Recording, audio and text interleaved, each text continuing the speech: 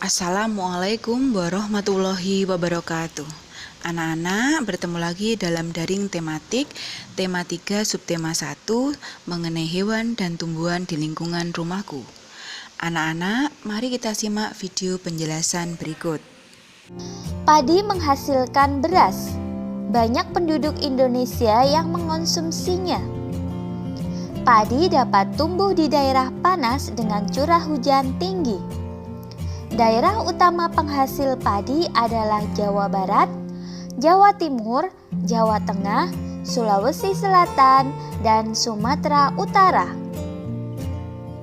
Karawang, Jawa Barat dikenal sebagai lumbung padi nasional. Pertumbuhan padi dibagi menjadi 3 tahap besar. Pertama-tama, biji padi dimasukkan ke dalam karung goni dan direndam 1 malam di dalam air mengalir supaya perkecambahan benih terjadi bersamaan.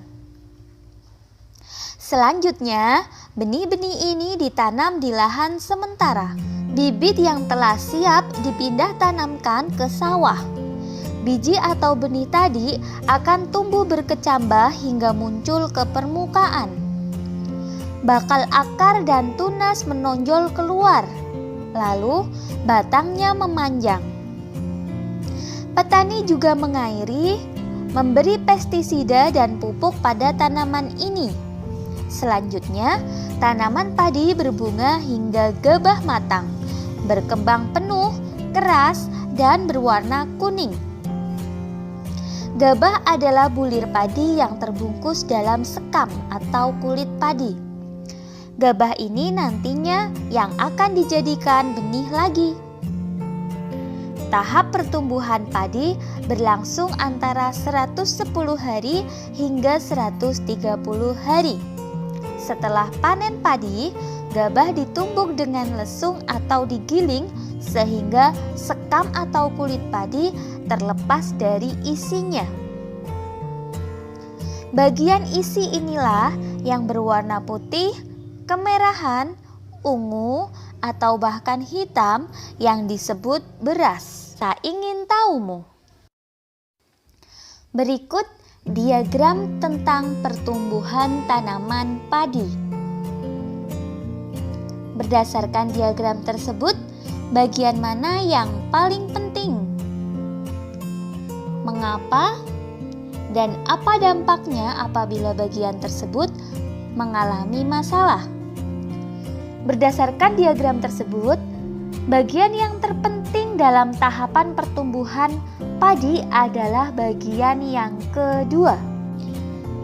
Karena pada masa tumbuh sangat menentukan untuk perkembangan selanjutnya. Jika pada fase yang kedua ini mengalami kegagalan, maka tanaman padi tidak bisa tumbuh. Berikut adalah beberapa cara untuk mempertahankan padi tetap dapat dinikmati masyarakat Indonesia.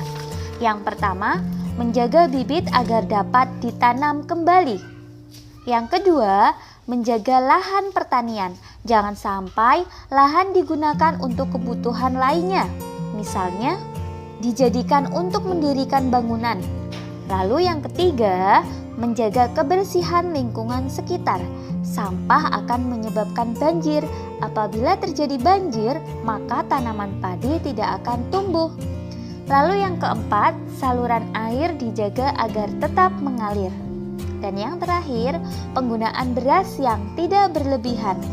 Jumlah penduduk yang meningkat akan meningkatkan kebutuhan yang besar terhadap padi. Penggunaan beras sesuai dengan kebutuhan akan sangat membantu. Amati gambar berikut. Tulislah, pantai adalah daerah yang berbatasan langsung dengan laut. Pantai ada yang landai dan ada pula yang terjal. Pantai yang landai biasanya digunakan untuk objek wisata. Dataran tinggi. Dataran tinggi adalah permukaan bumi yang ketinggiannya 500 meter di atas permukaan laut. Dataran tinggi biasanya dimanfaatkan untuk peristirahatan, objek wisata, dan usaha perkebunan. Dataran rendah. Dataran rendah adalah permukaan bumi yang datar dengan ketinggian kurang dari 200 meter di atas permukaan laut. Pada umumnya, dataran rendah berada di sekitar pesisir pantai. Dataran rendah banyak digunakan untuk berbagai keperluan, di antaranya pertanian, peternakan, perumahan, dan industri, serta beberapa jenis kegiatan perkebunan seperti perkebunan kelapa dan tebu. Berikutnya, anak-anak, setelah menyaksikan video tadi, tugasnya silahkan kalian membuat 5 buah pertanyaan beserta jawabannya dari materi yang ada di video tadi mengenai tanaman padi dan kenampakan alam. Ditulis di buku tulis yang rapi dan dikirim Japri ke Buria. Semoga anak-anak tetap semangat. Buria akhiri, assalamualaikum warahmatullahi wabarakatuh.